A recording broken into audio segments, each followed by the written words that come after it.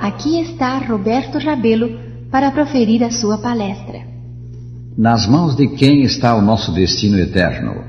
Depende ele só de Deus ou só de nós? Se nos perdermos, afinal, quem será o responsável? Essas importantes perguntas foram respondidas por Cristo numa de suas parábolas. Muito do ensino do Senhor foi dado mediante parábolas. Nas parábolas, o Divino Mestre usava coisas do mundo natural para explicar coisas do mundo espiritual, coisas da terra para esclarecer as do céu, fatos concretos para dar a entender verdades abstratas. A parábola que temos em mente é a do semeador. Eis, diz Jesus, que o semeador saiu a semear, e ao semear uma parte caiu à beira do caminho, e vindo as aves a comeram. Outra parte caiu em solo rochoso, onde a terra era pouca, e logo nasceu, visto não ser profunda a terra. Saindo, porém, o sol a queimou, e porque não tinha raiz, secou-se. Outra caiu entre os espinhos, e os espinhos cresceram e a sufocaram. Outra, enfim, caiu em boa terra e deu fruto, a 100, a 60 e a 30 por 1. São Mateus 13, 3-8. Tendo proferido a parábola, Jesus deu também a sua interpretação. A semente é a palavra de Deus. São Lucas 8, versículo 11. Isso significa a mensagem do sagrado livro.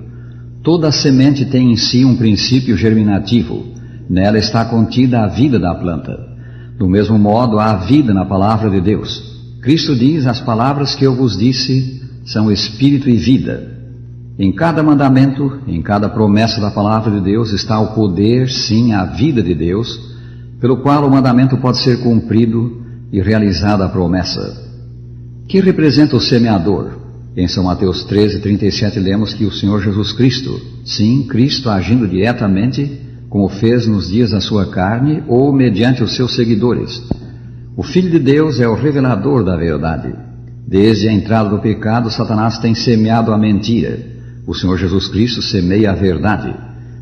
Ao lançar o semeador a semente da divina palavra, parte desta caiu à beira do caminho e vindo as aves a comeram.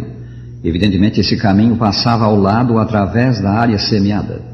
Porque o solo aí era compacto, duro, a semente não o pôde penetrar. Então vieram as aves e a comeram. O significado disto, Jesus explica: a todos os que ouvem a palavra do reino e não a compreendem, vem o maligno e arrebata o que lhes foi semeado no coração. Este é o que foi semeado à beira do caminho. São Mateus 13, 19. Essa espécie de terreno representa o ouvinte superficial que não sente necessidade da mensagem, que não lhe dá a real atenção. Não aplica a si mesmo a palavra do Senhor. O seu coração está absorvido em objetivos egoísticos, em condescendências pecaminosas, e as faculdades espirituais estão por isso paralisadas. Ele está endurecido pelo engano do pecado. No que respeita a ele, a palavra do Senhor entra por um ouvido e sai pelo outro. Outra parte caiu em solo rochoso, onde a terra era pouca, e logo nasceu, visto não ser profunda a terra. Aparentemente Jesus não se referiu a pedras soltas espalhadas pela superfície, mas a extensas rochas cobertas por fina camada de terra. A ocorrência desse tipo de solo é comum nas áreas montanhosas da Palestina. Lançada nesse terreno, a semente logo nasce, mas a planta não pode deitar raízes profundas. Então, vindo o sol, ela definha e morre. Aplicando o símbolo, Jesus diz: o que foi semeado em solo rochoso, esse é o que ouve a palavra e a recebe logo com alegria, mas não tem raiz em si mesmo, sendo antes de pouca duração. Em-lhe chegando a angústia ou a perseguição por causa da palavra, logo se escandaliza. São Mateus 13, 20 e 21. Que representa a rocha nesta espécie de terreno? Ela representa o natural egoísmo do coração humano. Muitos que professam religião são ouvintes de pedregais. Como a rocha está sob o sedimento de terra, está o egoísmo próprio do coração natural sob os bons desejos e aspirações. O amor ao próprio eu não está subjugado. Ainda não viram a extraordinária iniquidade do pecado e o coração não está humilhado pelo sentimento de culpabilidade. Esta classe pode ser convencida com facilidade e parecer de promissores conversos, mas só possuem religião superficial. Outra caiu entre os espinhos, e os espinhos cresceram e a sufocaram. Evidentemente os espinhos haviam sido cortados, mas não arrancados. Ao crescerem as plantas resultantes da semeadura, os espinhos cresceram com elas e as sufocaram. O sentido disto, o que foi semeado entre os espinhos é o que ouve a palavra, porém os cuidados do mundo e a fascinação das riquezas sufocam a palavra e fica infrutífera. São Mateus 13, 22. Esta classe vai além da precedente. Ela tem um bom começo, mas não chega a produzir frutos. Os espinhos a sufocam.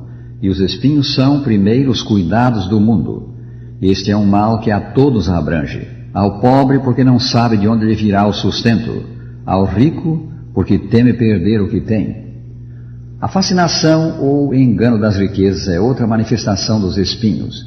Incidentemente, o mal não está nas riquezas em si, mas no amor a elas. São Paulo adverte: o amor do dinheiro é a raiz de todos os males. E alguns nessa cobiça se desviaram da fé e a si mesmos se atormentaram com muitas dores. 1 Timóteo 6:10. A fascinação das riquezas abafa a palavra. Outro espinho que sufoca a planta celestial são os deleites da vida.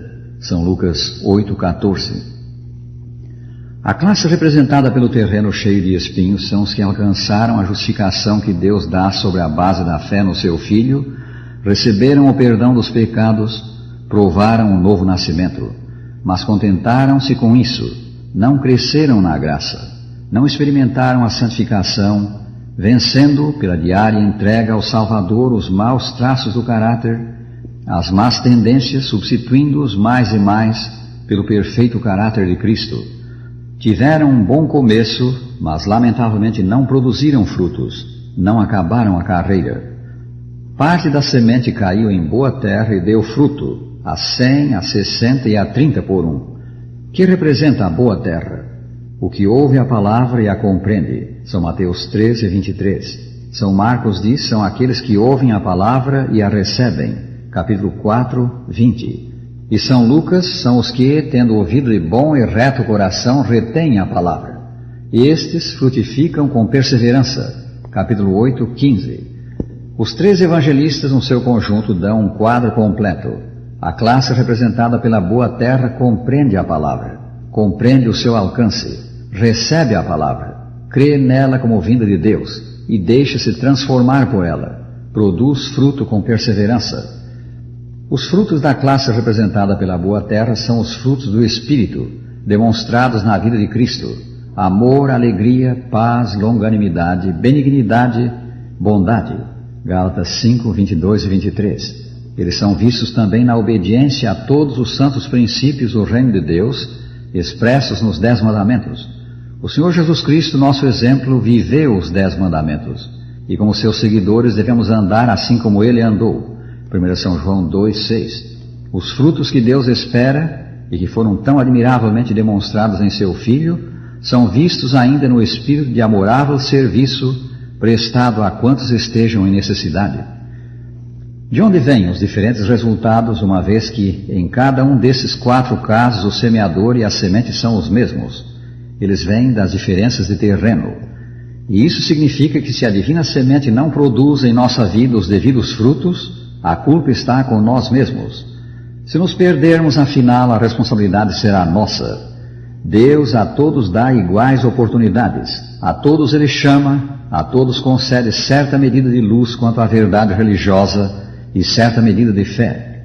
Deus faz a sua parte operando em todos, mas uns reagem favoravelmente enquanto muitos, triste é dizê-lo, reagem negativamente. É a condição dos solos improdutivos, condição inalterável, ou pode qualquer deles ser transformado em boa terra?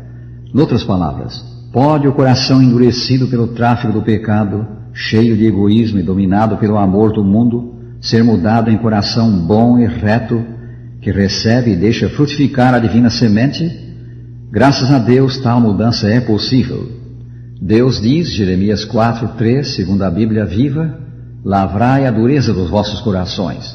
De outra maneira, a boa semente será desperdiçada entre espinhos. Esta obra o Salvador quer fazer por nós, e para realizá-la pede a nossa cooperação. Eis, prezado ouvinte, o claro ensino desta parábola. A salvação de nossa alma, a nossa anelada futura bem-aventurança dependem da nossa cooperação com Deus. Deus inicia o esforço semeando em todos a mesma semente, dando a todos igual começo, um pouco de luz, um pouco de fé, também vontade de fazer o bem, de agradar o Pai Celeste. Usemos essa vontade resolvendo servi-lo, entregando-nos a Cristo, e qualquer que seja a condição do nosso coração, Cristo fará dele boa terra, fará que produza frutos de semelhança com ele. Finalizamos com as palavras do Salmo 27. O Senhor é a minha luz e a minha salvação. De quem terei medo? O Senhor é a fortaleza da minha vida. A quem temerei?